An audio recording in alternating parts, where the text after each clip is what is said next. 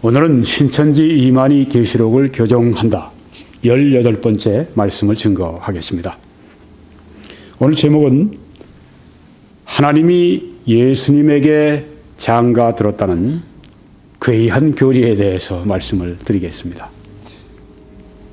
이런 말을 합니다. 네, 여러분이 보실 겁니다.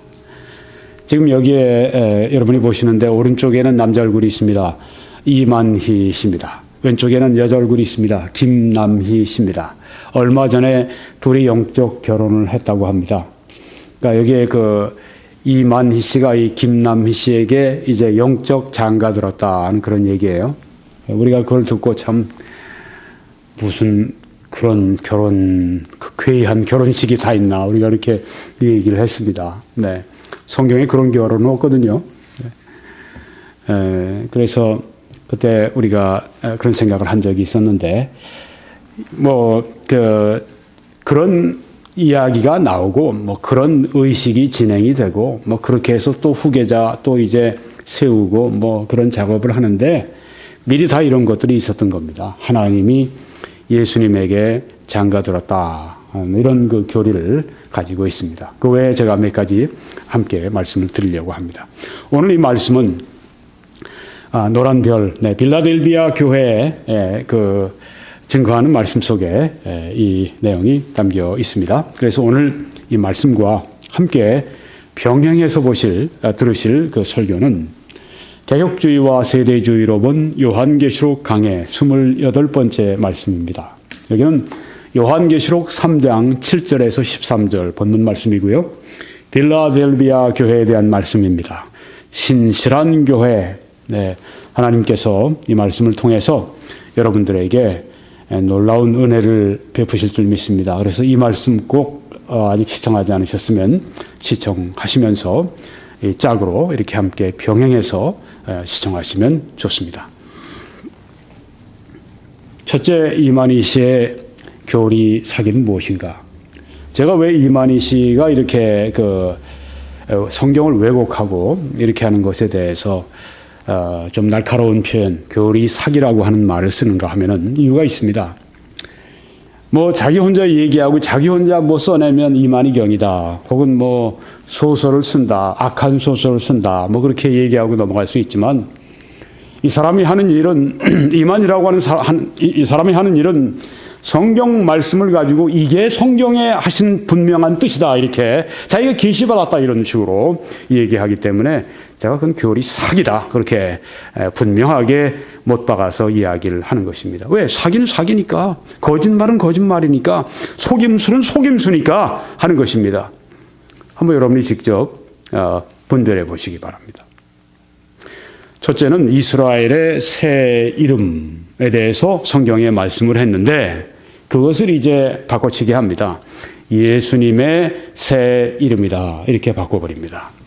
어떻게 이스라엘의 새 이름과 예수님의 새 이름이 같습니까? 그것은 이스라엘과 예수님이 같다고 하는 얘기인데 말도 안 되는 얘기를 하고 있는 것이죠. 그런 말을 어떻게 하고 있는가? 성경을 가지고 얘기하니까 제가 교리 사기를 하고 있다고 이렇게 얘기를 하는 것입니다. 자, 이만희 씨가 쓴 것을 한번 여러분이 보십니다. 이사야 선지자는 예수님에 대해 예언하기를 하나님께서 우리에게 한 아들을 주셨는데 그 이름을 기묘자라 전능하신 하나님이라 영존하시는 아버지라 평강의 왕이라 한다고 하였으며 이사야 9장 6절 말씀. 네, 맞습니다. 이거는. 그는 여호와의 입으로, 여기 그는 물론 예수님입니다. 네. 여기 조금 전에 예수님에 대해서 예언한 것에 대해서 적었으니까요. 예수님은 여호와의 입으로 정하실 새 이름으로 일컬음이 될 것이라고 했다. 예수님은 여호와의 입으로 정하실 새 이름, 여호와의 입으로 정하실 새 이름으로 일컬음이 될 것이라고 했다. 이렇게 말을 했습니다. 정말 그렇습니까, 이만희 씨? 아마 그럼 내가 여기다 써놓은 이사야 62장 2절을 봐! 그럼 될 거 아니야. 그래요? 그럼 이사야 62장 2절을 볼까요? 봐! 봅시다. 네. 이사야 62장 2절은 예수님에 관해서 한 말씀이 아니죠, 물론. 네. 그러니까 문제를 제기하는 거죠. 교리 사기를 한다고 얘기를 하는 것입니다. 왜 이스라엘에 관한 말씀을 예수님에게 적용을 하느냐 말입니다. 성경에 이스라엘에 관해서 말씀했으면 이스라엘로 알아들어야지, 이스라엘의 성경에 말씀했는 것을 예수님이라고 갖다가 영국회라고 왜곡을 시켜버리니까 교리 사기라고 내가 크게 이야기를 하는 것이죠. 여기에 대해서 이의가 있으면 이만희 씨 얘기해 봐요. 읽어봅시다. 한번 어떻게 되는가. 이사야 62장 2절에 이방 나라들이 내 공의를 뭇 왕이 다 네 영광을 볼 것이요 너는 여호와의 입으로 정하실 새 이름으로 일컬음이 될 것이며. 네, 새 이름 여호와의 입으로, 여호와께서 이제 직접 새 이름을 주시는데, 새 이름을 이제 불러주시는데 여기 너가 누구냐고 하는 겁니다. 네, 이방 나라들이 여기 네도 거기 들어가네요. 네 공의를 뭇 왕이 네 영광을 볼 것이요 너는. 네, 이렇게 되니까 무슨 진짜 이 절만 봐서는 예수님이라고 생각할 수도 있을지 모릅니다. 아마 이것만 이 절만 보고 그렇게 했을 가능성도 있고 그거보다는 속이려고 했던 것 같아요. 네. 자, 그러면 여기에 네 공의, 네 영광할 때 그다음에 너는 이 누구냐고 하는 거죠. 네, 그러려면 이제 이사야 62장 2절 앞에 1절부터 우리가 봐야 되겠습니다. 1절. 나는 시온의 의가 빛같이 예루살렘의 구원이 횃불같이 나타나도록 시온을 위하여 잠잠하지 아니하며 예루살렘을 위하여 쉬지 아니할 것인즉, 이게 하나님께서 말씀하신 것이죠. 네. 시온을 위하여 잠잠하지 않을 것이고 예루살렘을 위하여 쉬지 아니할 것이라. 이렇게 하나님께서 시온, 예루살렘, 달리 얘기하면 이스라엘을 아끼시고 또한 저들을 돌보시고 저들을 섭리하시는 것을 여기 말씀하고 있습니다. 시온, 예수님이 아니에요. 예루살렘, 예수님이 아닙니다. 이스라엘, 예수님이 아니에요. 어떻게 이스라엘이 예수님이 될 수 있어요? 시온, 예루살렘, 다 이스라엘을 가리키고 있습니다. 그래서 그 다음에 나오는 2절 말씀이 이겁니다. 이방 나라들이 내 공의를, 이스라엘의 공의를, 뭇 왕이 다 내 영광을, 이스라엘의 영광을 볼 것이요 너는, 이스라엘은 여호와의 입으로 정하실 새 이름으로 일컬음이 될 것이며. 네, 새 이름이 이제 곧 나오게 됩니다. 3절에 보면 너는 또 여호와의 손에 아름다운 관, 네 하나님의 손에 왕관이 될 것이라. 이렇게 말씀을 하고 있습니다. 여기 너는 누구입니까? 여기서 너는 예수 그리스도가 아니라 여기서 너는 이스라엘을 가리키고 있다고 하는 것입니다. 그 다음 4절 보면 다시는 너를 버림받은 자라 부르지 아니하며 다시는 네 땅을 황무지라 부르지 아니하고. 이스라엘의 옛 이름입니다. 이스라엘, 너를 버림받은 자라 부르지 않고 다시는 네 땅을 황무지라 부르지 아니하고. 이스라엘 사람들이 어떻게 됐습니까? 저들이 아수르에서 북이스라엘이 포로로 잡혀갔고 바벨론에 의해서 이 남유다가 또한 잡혀갔고, 그렇게 했을 때 이 땅은 어떻게 했습니까? 버림받은 땅이었고 황무지였고 또한 끌려간 그들은 버림받은 자들이었습니다. 다시는 너희를 그렇게 부르게 하지 않겠다. 네, 이것은 이제 세대주의자들에 의하면은 그 천년왕국 때 있을 일이라 이렇게 말을 합니다만은. 네. 그 다음 절에 보면 오직 너를 헵시바라 하며 내 땅을 비울라라 하리니. 이렇게 말씀했습니다. 새 이름이 나옵니다. 여호와의 이름으로 일컬을 새 이름이 무엇인가? 오직 너를 헵시바라고 하며. 헵시바라고 하는 것은 이런 뜻입니다. 나의 기쁨이, 하나님의 기쁨이 그녀에게, 이스라엘에게 있다 하는 것입니다. 이스라엘을 사랑하시는 것을 여기에 보여주고 있습니다. 여기서 또 우리 성도들을 사랑하시는 것, 성도들 안에서 기쁨을 찾으시는 하나님을 여기서 볼 수 있습니다. 비울라라고 하는 말이 나오는데, 비울라는 결혼한 자 이런 뜻입니다. 네, 그래서 헵시바 또 비울라, 이것이 이스라엘의 새 이름이고 특징입니다. 이스라엘의 새 이름은 또한 12절로 가보면 또 나오게 되어 있습니다. 그 다음 절을 보면 이는 여호와께서 너를 기뻐하실 것이며 내 땅이 결혼한 것처럼 될 것임이라 그렇게 말씀을 했습니다. 네. 이만희 씨는 이것을 이제 예수 그리스도라고 그렇게 이야기를 합니다. 천만에요. 여기에서 하시는 말씀은 이스라엘입니다. 조금 더 우리가 보면은 마치 청년이 처녀와 결혼함 같이 네 아들들이 너를 취하겠고, 여기 그 아들들은 이제 이스라엘의 아들들, 이스라엘 사람들이 다시 예루살렘에 와서 살게 될 것을 여기 말씀하고 있는 것입니다. 신랑이 신부를 기뻐함 같이 네 하나님이 너를 기뻐하시리라. 이스라엘을 하나님께서 아주 기뻐하신다. 이스라엘의 훌륭한 상태를 보시고 기뻐하신다는 뜻이 여기에 포함되어 있습니다. 그 다음에 예루살렘이여 하고 말씀하죠. 네, 지금 예루살렘, 시온, 이스라엘에 대해서 말씀하고 있는 것입니다. 예수 그리스도가 아니에요. 여기에서는요. 네, 예루살렘이여 내가 너의 성벽 위에 파수꾼을 세우고 그들로 하여금 주야로 계속 잠잠하지 않게 하였느니라. 파수꾼은 잠잠해서는 안 되죠. 네. 어디에서 그 위험한 일이 일어나거나 적의 공격이 있거나 그러면 소리를 질러야죠. 혹은 뭐 봉합불을 올리거나 무슨 뭐 어떤 방법으로 이 파수꾼들이 그렇게 성 안에 있는 사람들에게 소리를 내고 알려줘야 합니다. 주야로 계속 잠잠하지 않게 하느니라. 깨어있다고 하는 거죠. 졸지 않고 깨어있다. 너희 여호와로 기억하게 하시는 자들아 너희는 쉬지 말며. 하나님께서 기억하게 하신다는 말씀이에요.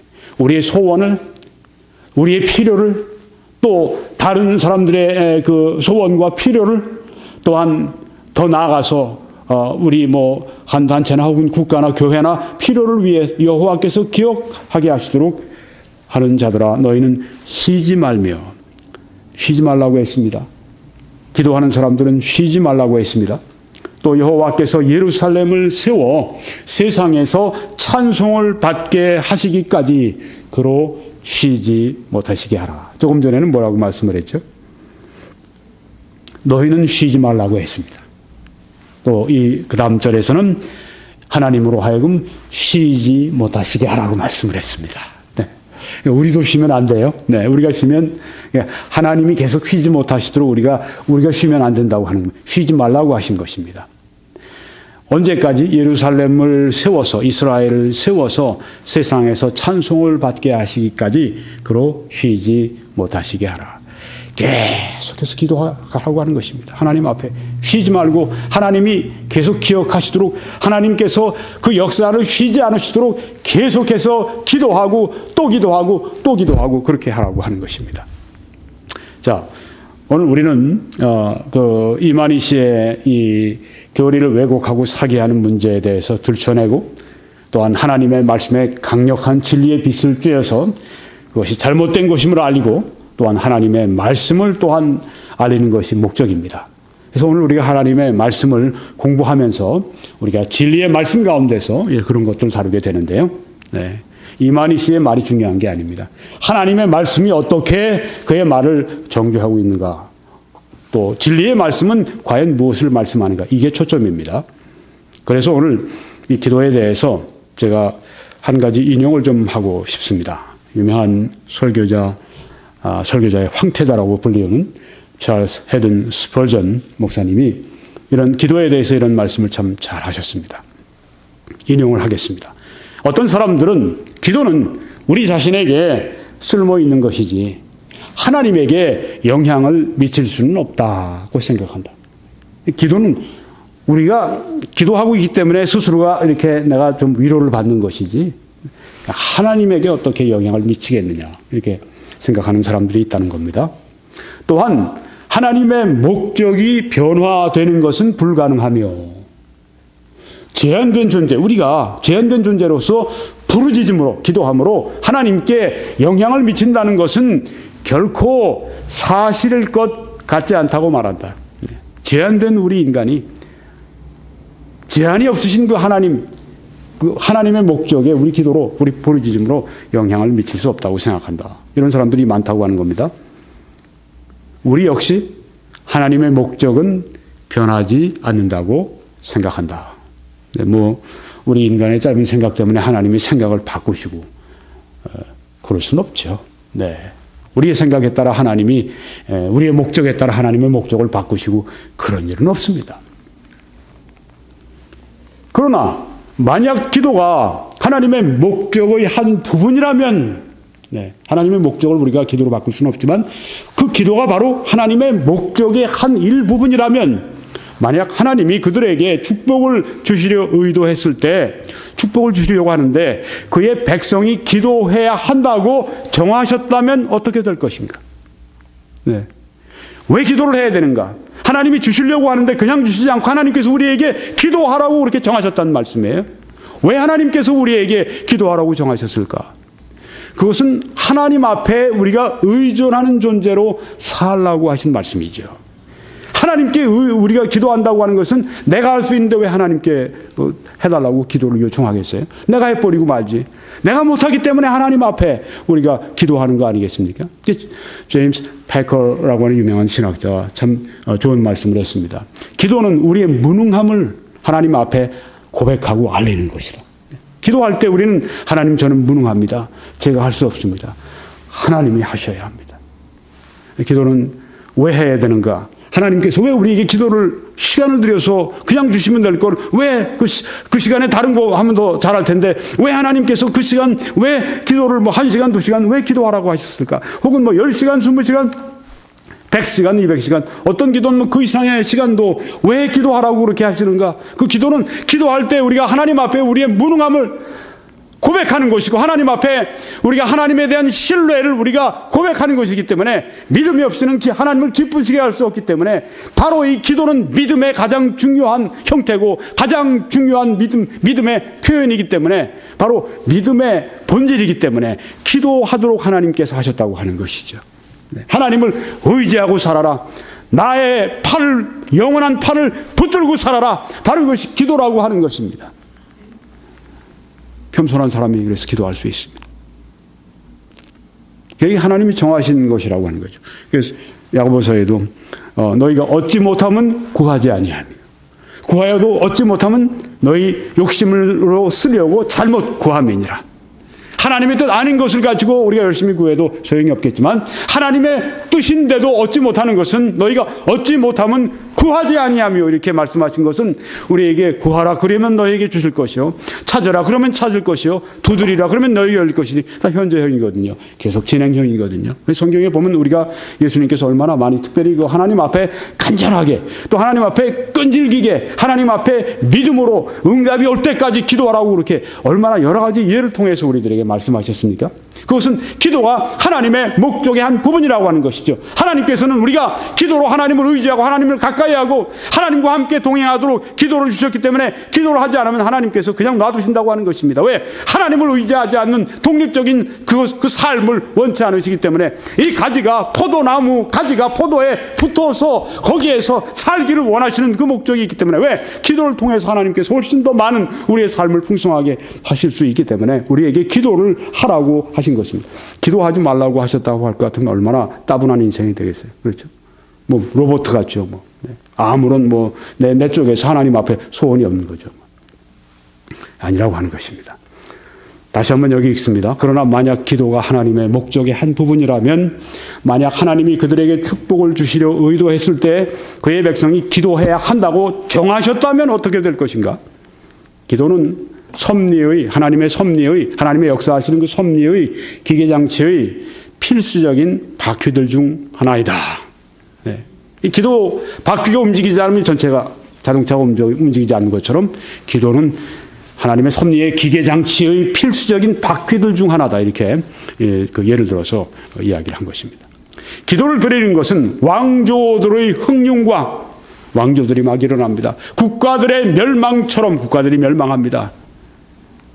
세상의 여러 가지 일들과 사건들의 발생에 작용한다. 우리는 하나님께서 참으로 사람들의 목소리를 들으신다고 믿는다.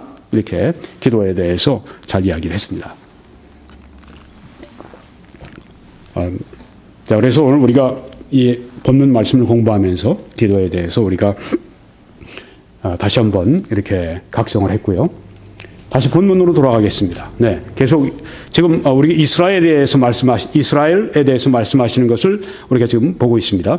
8절에 이사야 62장 8절 다시 본문으로 돌아와서 여호와께서 그 오른손 그 능력의 팔로 맹세하시되 내가 다시는 네 곡식을 네 원수들에게 양식으로 주지 아니하겠고 이스라엘의 원수들에게 그 원수들이 와서 뺏어가지 못하도록 하신다는 말씀이죠. 내가 수고하여 얻은 포도주를 이방인이 마시지 못하게 할 것인즉 전쟁을 벌여서 이방인들이 와서 이스라엘을 깨뜨리고 이스라엘에 있는 모든 그 양식과 포도주를 다 가지고 가고 그렇게 하지 못하게 하나님께서 막아주시고 보호하신다는 말씀이 여기에 있지 않습니까? 오직 추수한 자가 그것을 먹고 나 여호와를 찬송할 것이요 거둔 자가 그것을 나의 성소뜰에서 마시리라 하셨느니라. 이스라엘에 대한 하나님의 축복을 여기에 말씀하고 있습니다. 성문으로 나아가라 나아가라 백성이 올 길을 닦으라 큰 길을 수축하고 수축하라 돌을 제하라 만민을 위하여 기치를 들라 이렇게 말씀하시면서 여호와께서 땅 끝까지 선포하시되 너희는 딸 시온에게 이르라. 여기에는 이제 또한 그 딸로 이렇게 비유하십니다. 시온 예루살렘 이스라엘에 대해서 하시는 말씀이죠. 너희는 딸 시온에게 이르라. 보라 네 구원이 이르렀느니라. 보라 상급이 그에게 있고 보응이 그 앞에 이스라엘 앞에 있느니라 하셨느니라. 사람들이 너를 이스라엘을 일컬어 거룩한 백성이라. 네, 이스라엘의 새 이름 아까 4절에 있었는데 12절에 또 나옵니다. 거룩한 백성이라. 또 여호와께서 구속하신 자라. 네, 이스라엘을 하나님께서 그 애굽의 압박에서 바로의 압박에서 건지셔서 출애굽해서 데려오실 때 그때 그 말씀 같은 말씀이죠. 여호와께서 구속하신 자라 하겠고 또 너를 일컬어 찾은 바 된 자요 버림받지 아니한 성읍이라 하리라. 네, 이렇게 이스라엘의 새 이름을 말씀하고 있습니다. 그는 예수님은 이만희 씨가 한 걸 보십시오. 여호와의 입으로 정하실 새 이름으로 일컬음이 될 것이라고 했다. 이사야 62장 2절의 말씀이 바로 이스라엘을 가리키는 건데 이스라엘을 가리키는 걸 가지고 예수님에게다가 적용을 했습니다. 이스라엘을 말씀한 구절에서 예수님을 찾아서 예수님에다 갖다 적용을 한 것입니다. 완전히 이것을 왜곡한 것이죠. 그래서 첫 번째 이만희 씨의 교리 사기는 이스라엘의 새 이름을 예수님의 새 이름이라 이렇게 바꿔놓은 것, 왜곡한 것, 이것이 바로 이만희 씨의 첫째 죄입니다. 하나님 말씀 함부로 바꿔요. 본문의 뜻을 함부로 자기 마음대로 바꿔요. 그리고 자기가 거기다 교리를 세워놔요. 왜 이렇게 하고 있는지 아십니까? 다 이유가 있습니다. 다 이유가 있어요. 네. 이제 예수님의 새 이름, 네, 이런 얘기하면서 이제 결국 그 이만희, 그 얘기하려고 지금 이런 걸 다 그렇게 끄집어내는 것입니다. 악한 지금 짓을 하고 있는 거예요. 악한 죄를 여기 범하고 있는 것입니다. 두 번째 교리를 왜곡하는 것은 하나님의 새 이름이 바로 예수 그리스도라 이렇게 또 거짓말을 하는 것입니다. 하나님의 새 이름이라고 하는 것이 성경에 어디 있습니까? 어느 구석에 있어요? 좀 보여주세요. 하나님의 새 이름이라는 게 어디 있습니까? 도무지 없어요. 그런 얘기를 자기 멋대로 만들어내는 것입니다.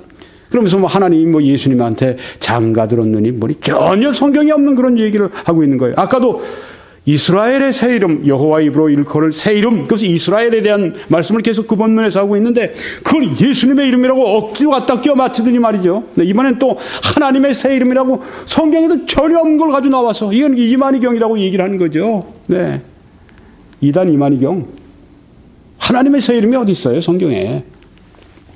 이 사람 하는 얘기를 들어보겠습니다. 그러나 이 예언대로 온 아들의 실제 이름은 예수이므로, 네, 뭐 아들을 낳으리니 이름을 예수라 하라. 이는 그가 자기 백성을 저희 죄에서 구원할 자이심이라 하니라. 이 말씀이 마태복음 1장 21절에 나와 있죠. 네. 그런데 거기 이제 그 구절을 이제 대면서 이 예언대로 한 거는 조금 전에 우리가 봤던 뭐 이사야 선지자는 예수님에 대해 예언하기를 하면서 기묘자라 전능하신 하나님이라 이렇게 불리우실 것이다. 그렇게 예언했다는 그 얘기입니다.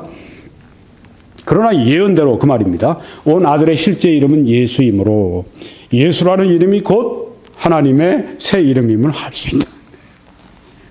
아니 하나님의 새 이름이 어떻게 예수 그리스도입니까? 예수 그리스도는 예수님에게 그 주어진 이름인데요. 하나님의 새 이름이라는 게 도무지 어디 있어요? 전혀 관련이 없는 말을 지금 하면서 횡설수설하고 있는 것을 여기 볼 수가 있습니다. 이사야, 그래서 그 다음에 하나님의 새 이름, 이거 성경에 없습니다. 네. 이걸 예수 그리스도라 잘못 얘기하는 것입니다. 세 번째, 예수님의 새 이름, 이것은 새 예루살렘이다. 새 예루살렘이 어떻게 예수님의 새 이름이 됩니까? 새 예루살렘은 그것은 천국인데요. 하늘나라인데요. 어떻게 예수님의 새 이름이에요? 전혀 지금 그 성경이 아닌 얘기를 계속하고 있는 것입니다. 또 예수님의 새 이름이 새 이스라엘이라고 얘기를 합니다. 새 이스라엘이 어디 있어요? 그런 말이 성경에 어디 있어요? 없습니다. 없는 얘기를 지금 가지고 하는 거예요. 예수님의 새 이름이 또 이제 이만이라고 얘기를 합니다. 네. 성경에 어디 이만희가 있어요? 어디 이만이라는 사람이 성경에 어디 나와요? 하신이 있죠, 하박국. 네. 어떻게 이 시가 어디 있습니까? 전혀 없는 얘기를 하고 있는 거예요. 예수님의 새 이름이 새 예루살렘이니 이만이니 네. 왜 이런 얘기를 하는가 하면 이만이라는 말을 하려고 하는 거예요. 새 예루살렘, 예수님의 새 이름이 결코 아니죠. 하늘나라가 왜 예수님의 새 이름이에요? 네. 새 이스라엘이라는 말은 성경에 많이 있지만 새 이스라엘은 그 단어조차 나와 있지 않아요. 갖다 써놓는 거예요. 마음대로, 그냥 마음대로.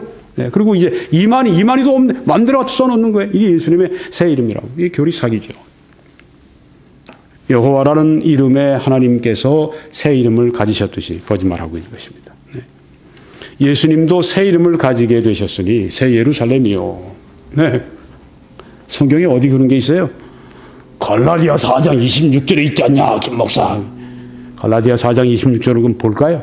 네, 그 예수님의 새 이름이 새 예루살렘 맞습니까? 네, 항상 제가 말씀드린 것처럼 이만희 씨가 하는 것은 항상 그 꼬리가 잡혀요. 하나님 말씀 때문에. 네. 하나님 말씀을 꼭 찾아봐야 됩니다. 진짜인지 거짓말하는지 봅시다. 갈라디아 4장 25절 26절입니다. 오직 위에 있는 예루살렘은 자유자니 곧 우리 어머니라 이렇게 말씀합니다. 위에 있는 예루살렘은 새 예루살렘이죠. 위에 있는 예루살렘은 천국이죠. 위에 있는 예루살렘은 하늘나라이죠. 자유자니 곧 우리 어머니라. 여기 우리 어머니는 누구냐 하면은 사라를 말합니다. 아브라함의 아내 사라를 말합니다. 네. 자유자니 이것은 은혜로 말미암아 난 아들 이삭을 여기에 상징적으로 비유해서 말씀하고 있는 거죠. 위에 있는 예루살렘은 자유자니 천국은 어떻게 가는가? 자유자가 될 때 간다. 은혜로 말미암아서 간다. 네. 바로 그 말씀을 여기 하고 있는 어머니는 은혜를 상징적으로 사라는 은혜를 상징적으로 말하는 것입니다. 왜 그렇죠? 아브라함도 아이를 낳을 수 없는 그때 하나님께서 아브라함을 통해 또한 그 사라를 통해 사라도 아이를 낳을 수 없는 그때 하나님께서 사라에게 아이가 있게 하셨습니다. 왜요? 약속으로 말미암아 은혜로 말미암아 하나님이 이삭을 주셨습니다. 아브라함과 또 어머니 사라를 가지고 있지만 사실 이 이삭은 기적으로 태어난 그런 자유자입니다. 그런데 이 하갈은 아브라함의 첫 하갈이 있었죠. 네. 사라가 아이를 못 낳을 때 하갈을 이제 붙여줘서 하갈이 이제 아이를 낳았는데 아이를 낳으니까 아이의 이름이 어떻게 됐죠? 이스마엘이 됐습니다. 네. 아라비아에 있는 신의 산으로서 아라비아에 있는 신의 산에서 뭘 받았죠? 율법을 받았습니다. 그러니까 하갈은 무엇을 나타내느냐? 인간의 육신으로 하는 그 율법을 여기에 나타냅니다. 육신의 노력으로 말미암아 뭘 하려고 하는 율법, 신의 산, 그걸 가리키고 있습니다. 지금 있는 예루살렘과 같은 곳이니 예루살렘은 어떤 곳입니까? 율법에 꽁꽁 매여 있는 그런 도시입니다.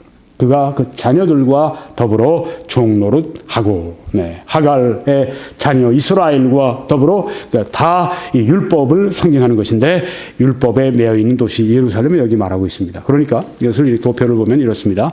사라 어머니는 이제 그 하갈과 이렇게 비유가 되죠. 비교가 되죠. 또 사라는 위에 있는 새 예루살렘, 하늘나라, 그와 같이 통합니다. 그 다음에 이제 시온산, 갈보리 언덕이 있는 그 시온산, 은혜, 바로 이것입니다.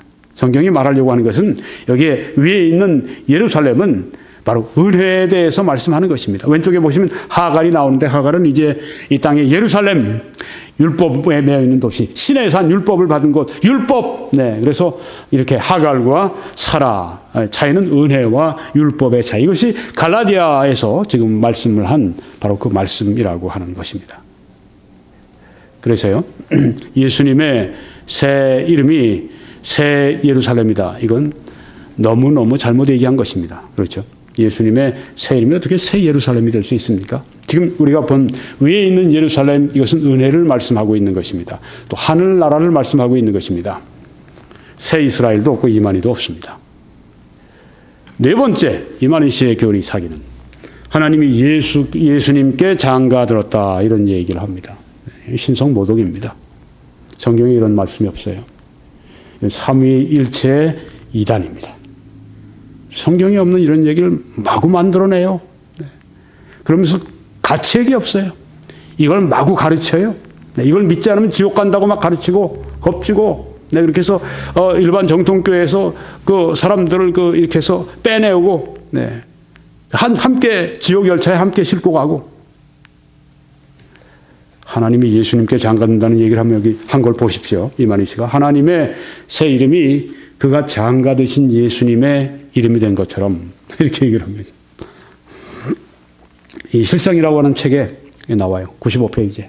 요한계시록의 실상이라고 하는 자기가 성령으로부터 받은 계시라고 하는데 이런 그 말을 합니다. 아니, 성령이 주신 계시가 여기 있는데, 66권이 여기 있는데, 이 66권에서 이런 말씀 전혀 하신 적이 없는데 이제 자기가 받아갖고 성령에게 받았답니다.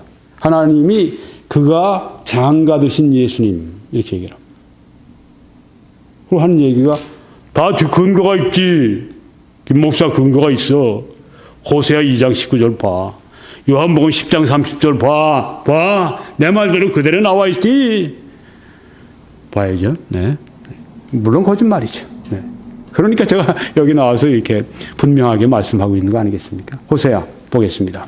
2장 19절에 내가 네게 장가들어 영원히 살되 공의와 정의와 은총과 긍휼이 여김으로 네게 장가들며. 자, 이게 하나님께서 비유적으로 하신 말씀입니다. 네게 장가든다. 비트로스라고 하는 이 말은 이제 더 정확히 번역하면 약혼한다는 그런 뜻이에요. 그 원어에 보게 되면 약혼한다. 근데 결국은 영원히 약혼한다는 말씀은 결국은 이제 결혼한다는 말씀이니까 이렇게 번역해도 다 이제 영어 성경들은 다 베트로스라고 이렇게 약혼한다고 하는 걸 번역을 했는데 장가들어 이렇게 번역해도 크게 문제 없습니다. 내가 네게 장가들어 영원히 살되 하고 말씀했습니다. 또 밑에 보면 은총과 긍휼이 여김으로 네게 장가들며 하고 말씀했습니다. 결혼한다는 말씀에. 자, 하나님께서 네게 장가든다고 이렇게 말씀한 이 너는 누군가? 앞에서부터 봐야 됩니다. 문맥을 통해서 우리가 봐야 되니까요. 항상 문맥을 통해서 봐야 됩니다. 아까도 우리가 문맥을 통해서 봤죠. 한 절만 봐가지고선 예수님이라고 볼 수도 있고 이스라엘이라고도 볼 수 있었던 그 구절인데 우리가 문맥을 통해서 보니까 분명한 이스라엘이었습니다. 여기도 그렇습니다. 2장 19절 좀 전에 봤는데 11절 말씀부터 보면 내가 그의 모든 희락과 절기와 월삭과 안식일과 모든 명절을 폐하겠고. 이게 누구를 말합니까? 절기를 지키는 사람. 그의 절기. 이스라엘의 절기죠. 이스라엘의 안식일이죠. 그걸 다 폐하겠다고 말씀을 했습니다. 그가 전에 이르기를 이것은 나를 사랑하는 자들이 내게 준 값이라 하던. 여기에 지금 사랑하는 자들은 이제 그 영어 성경을 보니까 파라무어, 연인들이라 이렇게 번역을 했어요. 네. 근데 좋지 않은 연인들입니다. 바알, 하나님 외에 다른 우상들, 이걸 말하는 것입니다. 그가 전에 이르기를, 이스라엘이 전에 이르기를, 이것은 나를 사랑하는 자들이, 즉 이방 그 우상들이 내게 준 값이라 하던 그 값이 뭡니까? 그 포도나무와 무화과 나무를, 네. 왜 그 포도나무와 무화과 나무를 이스라엘에게 주신 분이 여호와 하나님이시지 왜 바알이고 왜 그게 아스타롯입니까? 잘못 말하고 있는 것입니다. 이게 이스라엘이요. 네. 나를 사랑하는 자들이 바알이 나에게 주지 않았냐, 아스타롯이 나에게 주지 않았냐, 정신 나간 얘기를 하고 있는 거예요. 내게 준 값이라 하던 그 포도나무와 무화과 나무를 하나님이 그들에게 주셨죠. 그것도 모르는 거예요. 지금 누가 주었는지도 모르는 겁니다. 그렇게 이들이 타락해 있는 것입니다. 하나님이 이렇게 저들이 버린 것입니다.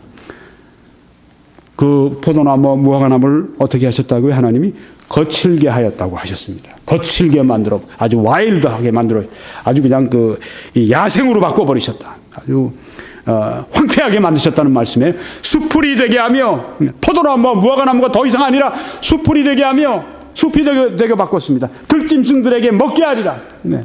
바알이 나에게 줬다, 아스타롯이 나에게 줬다, 이러면서 다니니까 하나님께서 이제 이들의 그 삶의 터전을 이제 거칠게 만드셨습니다. 그래서 그들로 하여금 황무지에 황폐하게 살게 하시고 들짐승들이 먹도록 그렇게 하셨습니다. 이스라엘이 하나님을 사랑하고 하나님을 의지하고 하나님을 쫓아가는 동안에 하나님은 그들의 모든 산업을 보호하시고 그들이 또한 이 양식을 이방인들이 먹지 못하게 하시고 그들의 포도나무에서 난 것을 이방인들이 뺏어가지 못하게 하시고 지키시고 하는, 아까 이사야서에서 우리가 봤는데 여기는 반대로 이스라엘이 이제 하나님을 향해서 대적하고 떠나고 이제 하나님 모른다 하고 이제는 눈이 멀어서 이제는 자기 연인이라고 하면서 바알과 아스타롯과 우상을 따라가면서 나에게 하면서 그들의 우상에게 사랑을 구할 때 하나님께서 이제 질투하시는 사랑으로 지금 이제 이들의 삶의 터전을 이제 뒤집어 엎으심으로 말미암아서 들짐승들이 와서 먹고 이제 그들의 삶의 터전이 더럽혀지고 저들이 그 큰 환난 가운데 빠지게 하시는 것을 여기서 볼 수가 있습니다. 이것은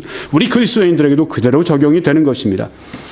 그가 귀고리와 폐물로 장식하고 이스라엘이 사랑하는 자를 따라가서 나를 잊어버리고, 이게 예수님이 하실 일입니까? 생각해 보세요.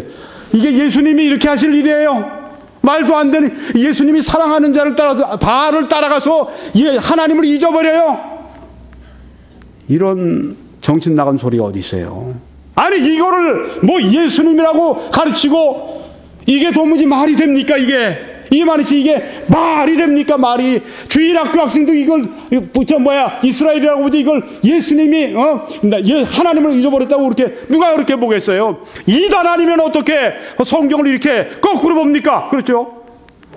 어떻게 예수님이 하나님을 잊어버려요?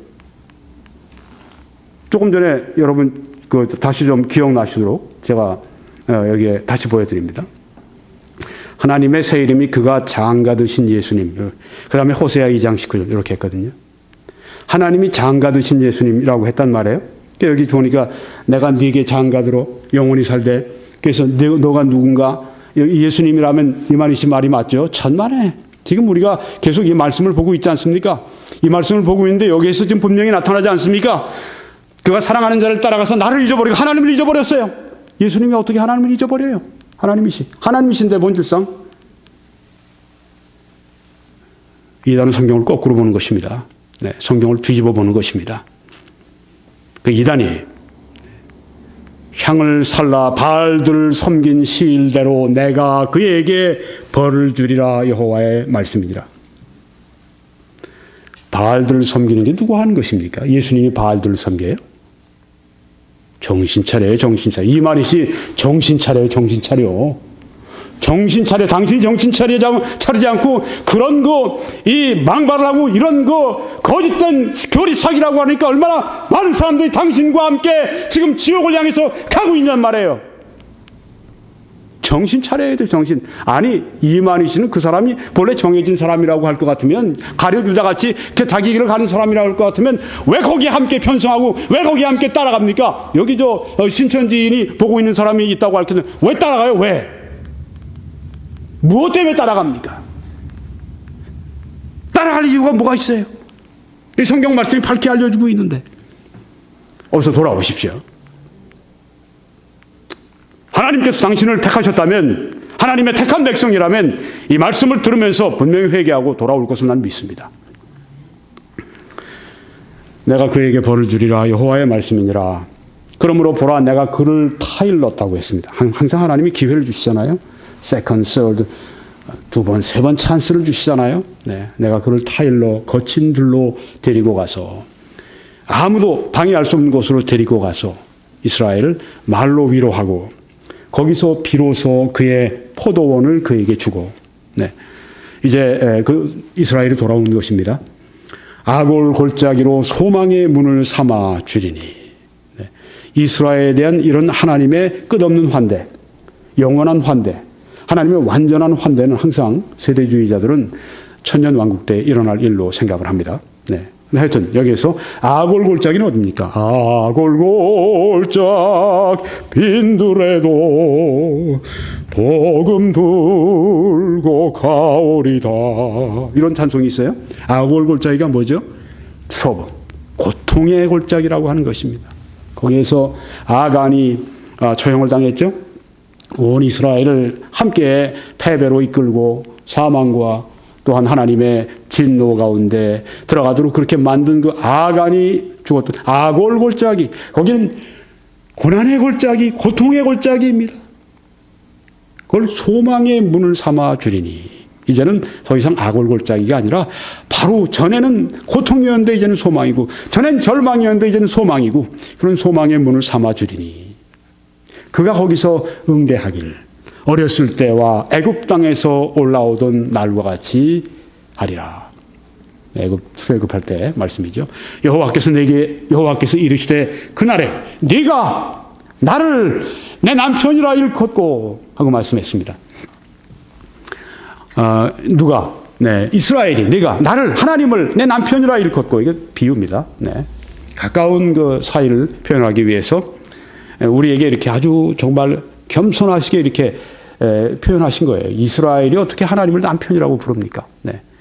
그만큼 하나님께서 우리로 하여금 깨닫게 하시기 위해서 이렇게 이런 비유를 쓰신 것입니다. 네가 나를 남편이라 일컫고 사랑할 것이고 다시는 바알이라 일컫지 아니하리라. 네, 여기서 바알이라고 했을 때 이 뜻이 무엇이냐 하면, 바알의 뜻은 이런 뜻도 있습니다. 바알 신 뭐 이런 것이지만 그 원어를 보게 되면 로드, 주인, 그런 뜻이 있습니다. 주인. 네, 바알리, 여긴 바알리, 그 앞에 남편은 이시 이렇게 합니다. 그러니까 이시, 바알리 마찬가지 뜻이에요. 남편, 나의 주, 그런 뜻입니다. 내 바알, 이것은 내 남편, 그런 뜻입니다. 그런데 바알이라고 하는 것이 또 바알신도 있으니까 여기 하나님께서 바알이라고 하는 것이 남편이라고 그렇게 얘기할 수도 있지만, 바알이라고 하는 게 하나님이 그토록 싫어하시는 바알이기 때문에 바알이라 일컫지 아니하리라. 네. 그럼 어떻게 일컬어요? 이시, 남편이라 일컬으리라. 바알리, 나의 바알이라고 일컫지 않고 이시, 나의 남편이라 이렇게 일컬으리라. 이렇게 말씀하신 것입니다. 네. 이해가 가시죠? 네. 바알은 그 주인이다, 남편이다, 이런 뜻이 거기에 포함되어 있는데, 그게 또 바알신이니까 바알리 하게 되면 나의 주인이라고 할 수도 있지만, 바알이라고 하는 거 하나님께서 듣기도 싫으신 겁니다. 그러니까 바알이라 일컫지 아니하리라. 이시, 내 남편이라 일컬으리라. 여기에 남편이라 이렇게 부르면서 오는 사람이 이스라엘이라고 하는 것입니다. 예수님이 아니에요, 여기에. 네. 내가 바알들의 이름을 그의 입에서 제거하여, 바알들의 이름을 그의 입에, 이스라엘의 입에서 제거하여. 네. 예수님의 입에 바알들의 이름이 있습니까? 이스라엘에게 있죠. 네. 다시는 그의 이름을 기억하여 부르는 일이 없게 하리라. 그날에는 내가 그들을 위하여, 이스라엘을 위하여 들짐승과 궁중의 새와 땅의 곤충과 더불어 언약을 맺으며, 짐승들도 다 해치지 못하도록 보호하시고 이스라엘을 해치지 못하도록 보호하시고, 또 이 땅에서 활과 칼을 꺾어 전쟁을 없이 하고 그들로 평안히 눕게 하리라. 전쟁도 그들에게 더 이상 없도록 하나님께서 보호하시는 그 이스라엘을 여기 말씀하고 계십니다. 자, 그래서 이스라엘에 대한 말씀이죠. 그래서 하나님이 예수님께 장가들었다. 호세아 2장 19절에 나와 있지 않냐. 호세아 2장 19절에 나와 있는 말씀은 하나님이 이스라엘에게 장가드셨다는 비유의 말씀이죠. 결이 사기를 한 것입니다. 그 다음에 봐라 여기도 있지 않냐. 요한복음 10장 30절에 나와 아버지는 하나이니라. 하나님 아버지가 예수님 여기 예수님에게 장가 들었으니까 하나라고 얘기하는 것이다. 이게 바로 신성 모독하는 걸 또 몰라요. 이게 바로 삼위일체에 대한 우리의 신앙 고백을 모독하는 것인 줄 저 사람이 진짜 모릅니다. 네. 성령을 받은 사람이라면 두려워서 그런 말 함부로 못해요. 성령이 아니라 악령이 있으니까 그런 말을 함부로 하는 것입니다. 여기 나와 아버지는 하나이니라 하는 이 말씀은 삼위일체 하나님의 하나되심을 말씀하죠.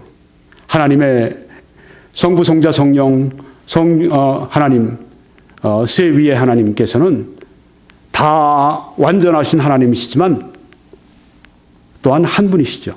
하나이시죠. 어떤 면에서 목적에 있어서 하나이십니다. 생각에 있어서 하나이십니다. 본질에 있어서 하나이십니다. 네. 그래서 여기에 대해서 제가 인용을 좀 하겠습니다. 삼위일체의 다른 세 위는 네, 이렇게 말씀합니다. 목적, 생각, 본질에 있어서 하나이시다. 그로뎀, 유명한 미국에 현존하는 조직신학자 그로뎀 박사가 잘 그렇게 표현을 했습니다.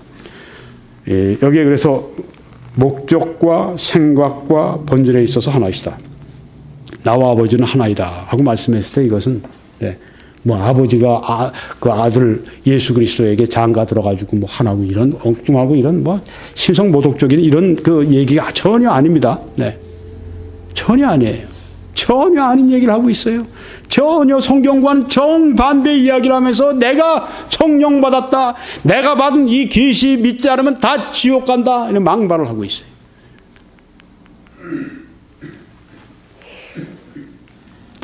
이만희 씨의 교리사기, 이 하나님이 예수님께 장가들다. 이 표현은, 이 말은 성경에 전혀 없고, 이런 말 하는 게 신성모독이고, 삼위일체 이단입니다.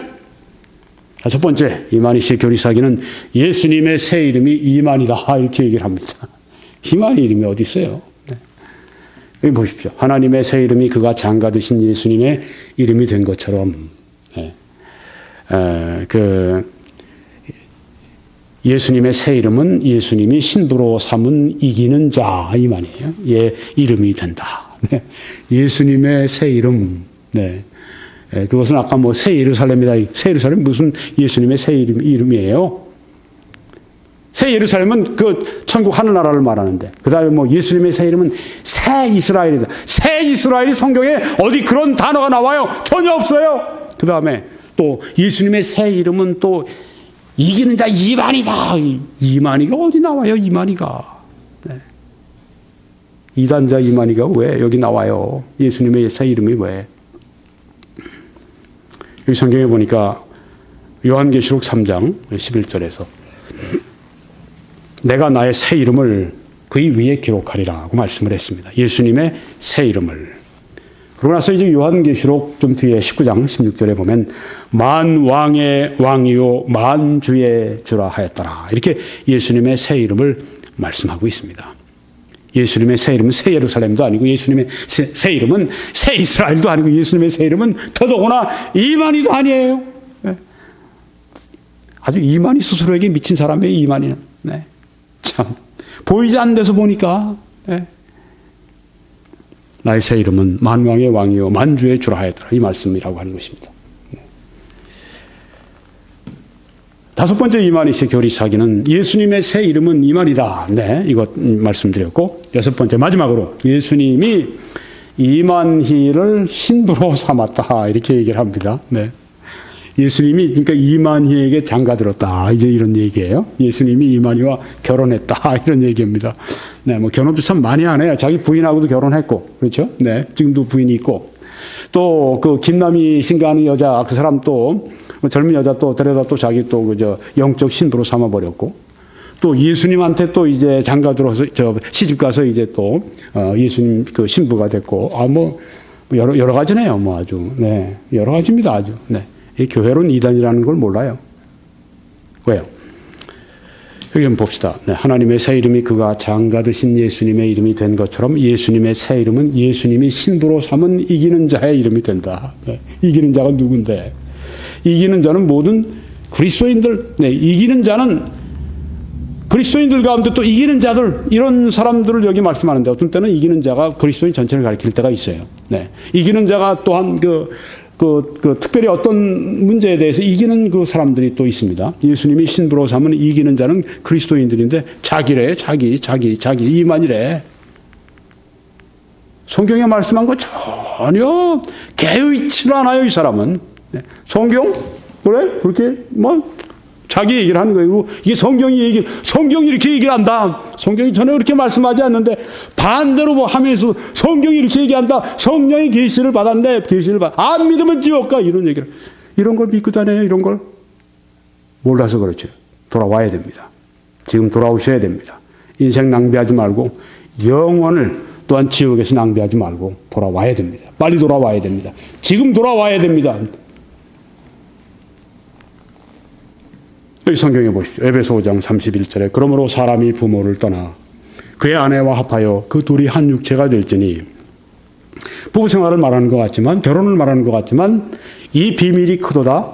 나는 그리스도와 교회에 대하여 말하노라. 이렇게 말씀을 했습니다. 네, 즉 이 교회는 그리스도의 신부다 하는 것입니다. 이것이 여기 성경에 나와 있는 영적 비유의 진리입니다. 교회는 그리스도의 신부다. 이만희가 그리스도의 신부가 아니라 왜 이만희가 돼요? 이만희가 왜 돼? 예수 그리스도의 보혈로 말미암아 정케함을 받은 하나님의 백성들로 구성된 교회가 그리스도의 신부이죠. 그리스도는 그의 신부를 맞이할 때 정결한 신부를 원하십니다. 그래서 그리스도의 보혈로 말미암아 정케함을 받은 그 신부 교회를 신부로 택하신 것입니다. 왜? 하나님의 말씀, 예수 그리스도의 말씀을 밥 먹듯이 왜곡하고 밥 먹듯이 부정하고 그렇게 해서 사람들 지옥 보내는 이만희들, 그런 사람을, 그런 더러운 죄인을, 더럽고 죄인의 괴수를 왜 그리스도의 정결한 신부로 그런 자를 맞이합니까? 신성모독이죠. 그 말 자체가. 그리스도의 신부는 교회입니다. 여기 성경에 고린도후서 11장 2절에도 내가 하나님의 열심으로 너희를 위하여 열심을 내노니, 누굽니까? 바울입니다. 내가 너희를, 교회를 정결한 처녀로 한 남편인 그리스도께 드리려고 중매함이로다. 이렇게 말씀을 했습니다. 교회를, 정결한 처녀를 한 남편인 그리스도께, 그러니까 교회는 그리스도의 신부입니다. 이만희가 그리스도의 신부라고 하는 것은 신성모독하는 얘기예요. 성경에 교회를 여러 가지 비유로 말씀합니다. 가죽, 또 감람나무 가지, 또 그리스도의 신부 지금 봤습니다. 또 추수, 하나님의 밭, 하나님의 집, 또 교회를 신령한 집, 또 교회를 거룩한 제사장, 또 교회를 그리스도의 몸, 이렇게 9가지로 성경에서 비유하고 있는데 그 중에 이제 그리스도의 신부가 그 비유에 들어간다고 하는 것입니다. 네, 6번째 마지막으로 봤는데요. 예수님이 이만희를 신부로 삼다 천만에요. 예수님은 교회를, 그리스도의 보혈로 사신 교회를 신부로 삼았다고 성경에 말씀을 하고 있습니다. 교회는 이단이죠. 그래서 이제 지금까지 말씀드린 걸 좀 정리하면, 하나님의 새 이름은 예수다. 하나님의 새 이름이 없어요. 그 자체가 성립이 안 되는 얘기입니다. 예수님의 새 이름 이만희다. 이 얘기를 하려고 하는 겁니다. 새 예루살렘이다. 새 이스라엘이다. 이건 다 거치장 해놓은 거고 요 말 하려고 그런 거예요. 이만희다. 네. 자, 그래서 예수님의 새 이름이 이만희다. 그러면 예수님 격으로 올라간 거죠. 네. 요걸 하려고 지금, 이 짓을 하려고 지금 이런 모든 성경 구절을 이렇게 뒤바꿔 놓은 겁니다. 그러니까 예수님의 새 이름은 이만희가 있는 것처럼 하나님의 새 이름은 예수가 계셨고, 하나님의 새 이름이 예수인 것처럼 예수님의 새 이름이 이만희다. 요 얘기 하려고. 이만희를 예수님의 그 위치까지 격상시키기 위해, 신격화시키기 위해서 요 일을 한 것입니다. 이 성경 말씀을 이렇게 왜곡하고 이렇게 틀어버린 거예요. 무서운 죄입니다. 무서운 죄입니다. 아주 무서운 죄입니다. 세상에서 가장 무서운 죄입니다. 거룩한 성경 말씀을 그렇게 악한 목적을 위해 쓴다고 하는 건 아주 악한 죄입니다. 최악의 죄입니다. 지옥의 밑바닥에서 영원토록 견뎌도 결코 용서받을 수 없는 건 죄입니다. 또 하나는 하나님이 예수님께 장가들 없어요. 네. 신성모독하는 얘기, 삼위일체이다입니다. 예수님이 이만희에게 장가들었다. 물론 교회론 이단이죠. 예수님께서 그리스도께서 교회를 신부로 삼으셨습니다. 왜 하나님이 예수님께 장가들었다는 이 얘기를 왜 억지로 만들어냈는가? 거짓말하면서 했는가? 요 얘기하려고 그러는 거예요. 예수님이 이만희에게 장가들었다고 하니 거짓말하기 위해서 하나님이 예수님께 장가들었다고 하는 이 얘기를 억지로 끄집어낸 것입니다. 계속 이런 짓 하면서 신성 모독하고 삼위일체 이단, 교회론 이단, 구원론 이단, 이단 다 빠지는 것이죠. 불쌍한 사람이에요. 처량한 사람입니다. 인류 역사 가운데 가장 아주 불쌍한 사람, 아주 소수에 포함되는 사람입니다. 지금 뭐 한 84세, 5세 얼마나 더 살겠어요. 그 인생에 하나님 말씀을 이렇게 왜곡하고 많은 사람들을 그릇된 길로 인도한 그 죄, 무서운 죄입니다. 하나님이 갚으실 겁니다. 반드시 때가 되면 갚으십니다. 근데 아니 목사님 근데 왜 그렇게 나쁜 그 사람을 살려두십니까? 여러분 왜 히틀러를 하나님께서 살려두셔서 600만 이스라엘이 살해되도록 허락하셨습니까? 왜 스탈린 때문에 2천만의 러시아 사람들이 그렇게 살육을 당했습니까? 왜 김일성, 김정은, 김정일 이런 사람들 때문에 얼마나 많은 한국 사람들이 또 그렇게 무고한 사람들이 죽음을 당했습니까? 외국에서 온 군인들까지 그렇게 죽음을 당하게 이렇게 하셨습니까? 동일한 질문입니다. 또 더 나아가서 왜 하나님께서는 그러면 이 모든 일을 뒤에서 배후에서 다 조작하고 지휘하는 사탄을 그냥 놔두십니까? 네. 신학적인 질문이죠. 우린 모릅니다. 그렇지만 하나님께서는 무언가 하나님의 영원하신 지혜 속에 뜻이 계시기 때문에 그 일을 하신다고 우리는 믿고 또 하나님의 일은 항상 옳다고 우리는 믿습니다. 우리가 하나님의 하시는 말씀, 하나님의 뜻을 다 이해할 수 없습니다. 이렇게 성경에 보면 신명기 29장 29절에 하신 말씀이 있습니다. 우리에게 보여주신 것, 계시해 주신 것은 우리에게 속한 것이고 우리에게 숨겨진 것은 하나님께 속해 있다고 말씀했습니다. 네, 이런 것들은 하나님께서 우리에게 밝혀주시지 않은 건 우리는 몰라요. 우리는 그저 하나님이 밝혀주신 이 말씀의 뜻 가운데 믿고 행하면 되는 것입니다. 때가 되면 그렇지만 하나님께서 처리하십니다. 스탈린도 갔어요. 죽었어요. 김일성이도 갔어요. 히틀러도 갔어요. 다 죽습니다. 다 심판을 받고 죽습니다. 이만희 씨 같은 사람들을 위해서 이런 말씀이 있는 겁니다. 요한계시록 22장 15절에 개들과 점술가들과 음행하는 자들과 살인자들과 우상숭배자들과 및 거짓말을 좋아하며 지어내는 자는 다 성 밖에 있으리라. 지옥 간다고 하는 얘기입니다. 거짓말을 좋아하고 지어내는 자. 누군지 아시죠? 네. 또 이 말씀에 계시록 22장 18절에 내가 이 두루마리의 예언의 말씀을 듣는 모든 사람에게 증언하노니 만일 누구든지 이것들을 외에 더하면 하나님이 이 두루마리에 기록된 재앙들을 그에게 더하실 것이요.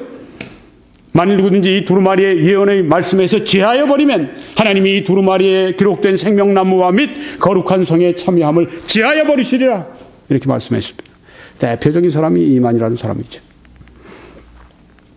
이제 정리하고 마치겠습니다. 오늘 저는 하나님이 예수님에게 장가들었다고 하는 귀한 교리를 말씀을 드렸습니다. 첫째, 이만희 씨의 교리사기, 이스라엘의 새 이름을 성경에 말씀했는데 그걸 예수님의 새 이름이라고 이렇게 바꿔치기 하고 거짓말을 했습니다.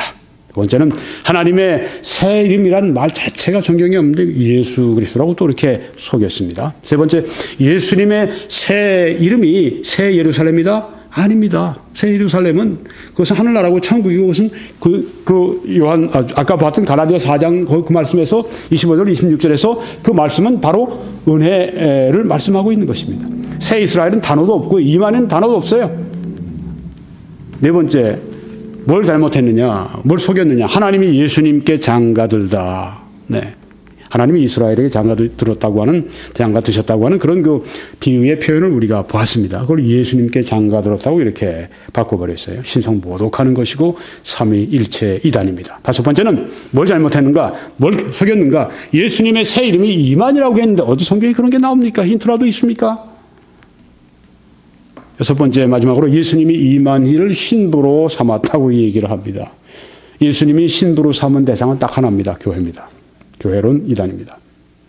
그래서 하나님의 새 이름 없는데 예수라고 또 말도 안 되는 얘기고 예수님의 새 이름은 아까 왕의 왕 만주의 주라 말씀하셨습니다. 이만희 잘못된 것입니다. 이만희가 예수님의 새 이름이라고 하는 것을 그 짜내기 위해서 하나님의 새 이름이라고 억지로 만들어낸 것입니다. 교리 사기한 것이에요. 하나님이 예수님께 장가들었다 없는 이야기를 한 것입니다. 신성모독 삼위일체 이단입니다. 예수님이 이만희에게 장가들었다 교회론 이단입니다. 네. 오늘 이렇게 해서 신천지 이만희 계시록을 교정한다. 18번째 말씀을 마치겠습니다. 이제 저희 다른 메시지들을 21church.com에 들어오셔서 시청하시기 바랍니다. 시청하실 때 세 시리즈가 있습니다. 개혁주의와 세대주의로 본 요한계시록 강해가 지금 오늘까지 1에서 29까지 메시지가 설교가 올려져 있고요. 신천지 교리를 교정한다. 31개의 메시지가 올라가 있고요. 신천지 이만희 계시록을 교정한다. 이제 18번째 오늘 말씀까지 해서 올려져 있습니다. 여러분들이 보시고 또 시청하시고 또 여러 번 시청하십시오. 오랜 시간이 지난 다음에 또 한 번 돌아가셔서 보시기를 바라고요. 숙지하시도록 하시기 바라고 그리고 또 이 말씀을 다른 사람들에게 좀 전파해 주십시오. 그래서 이 전파에만 머물지 않고 여러분들이 이메일이나 어떤 분들은 한국에서 몇몇 분들이 수고를 참 많이 하고 계세요. 웹사이트에다가 이렇게 그 본인의 웹사이트에다가 여러 저의 설교를 올려놓기도 하시고 또 어떤 분은 이걸 그 DVD로 만들어서 그 신천지 센터 같은데 가서 본부 같은데 가서 그 여러 가지 박해를 받고 침뱉음을 당하고 물 뿌리기를 당하고 발길질을 당하고 멱살을 잡히고 그러면서도 이것을 사람들에게 나누어 주어서 사람들이 어떤 분들은 서대문 교리에서 받아보고 듣고 구원받고 이제 바른 길로 가겠다고 신천지 6년 동안 다니는데 난 떠나겠다고 그러면서 이제 저한테 이메일을 보내시기도 하고 그런 역사가 있습니다. 여러분 함께 동참해 주시고 한 영혼이라도 더 주님 앞으로 인도하는 일에 함께 서주시기를 바랍니다. 그렇게 하실 때 하나님의 크신 축복이 함께 하실 줄 믿습니다.